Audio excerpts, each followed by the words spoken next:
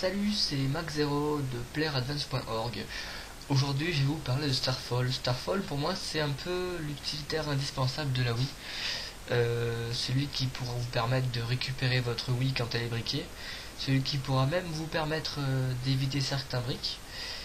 Ça pourra aussi supprimer l'avertissement au démarrage de la Wii, où il faut appuyer sur A. Et même supprimer la petite musique stupide qui tourne en boucle dans le menu Wii. Voilà, donc premièrement, il faut télécharger l'archive starfall.zip.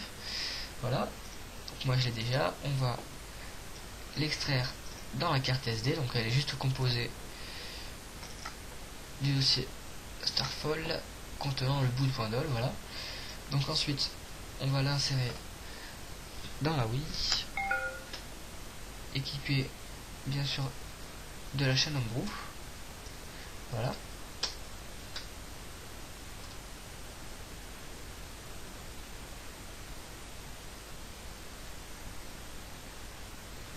Voilà.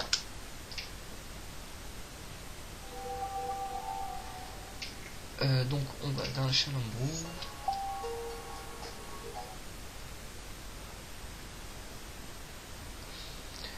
Et on lance Starfall boot.dol.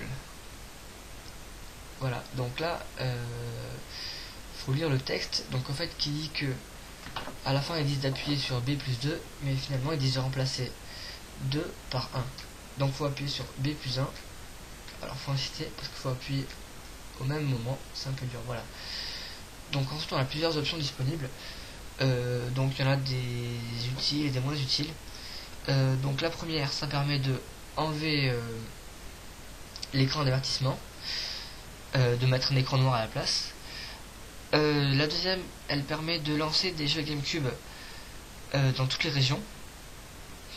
La troisième pardon, permet de lancer des jeux Wii en import. La quatrième permet d'installer des chaînes japonaises ou américaines. La suivante permet d'enlever la musique stupide qui tourne en boucle dans le menu Wii justement. L'avant-dernière est très intéressante, en fait elle nous permet donc de lancer le jeu lorsqu'on appuie sur le bouton Y de la manette GameCube. Donc en fait ça peut permettre de lancer par exemple Zelda sans passer par le menu qui est corrompu, donc qui ne se lancera pas. Donc en lançant Zelda, on peut par exemple lancer le Twilight Hack si la sauvegarde est installée auparavant. Et pourquoi pas lancer l'iOS Downgrader de Wine Coco afin d'installer un firmware entier.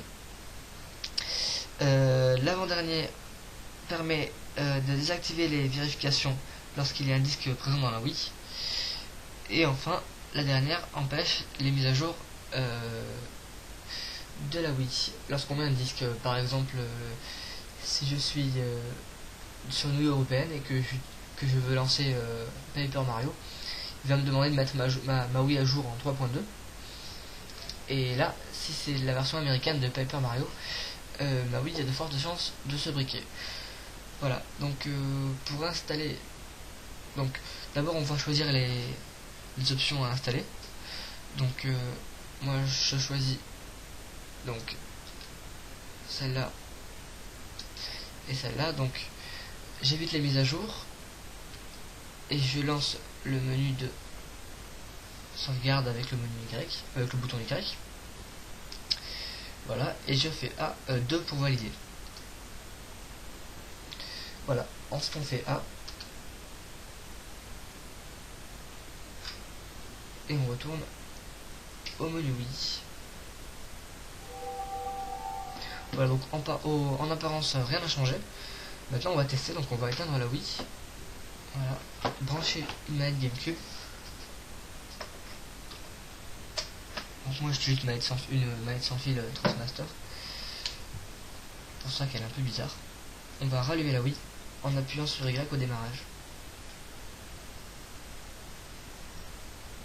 Voilà, donc là la console n'est pas briquée et il n'y a pas Zelda à l'intérieur, donc elle affiche seulement la version du firmware. Voilà, vous avez installé maintenant Starfall et vous êtes protégé très fortement. Voilà. Merci d'avoir regardé cette vidéo et à la prochaine. Salut.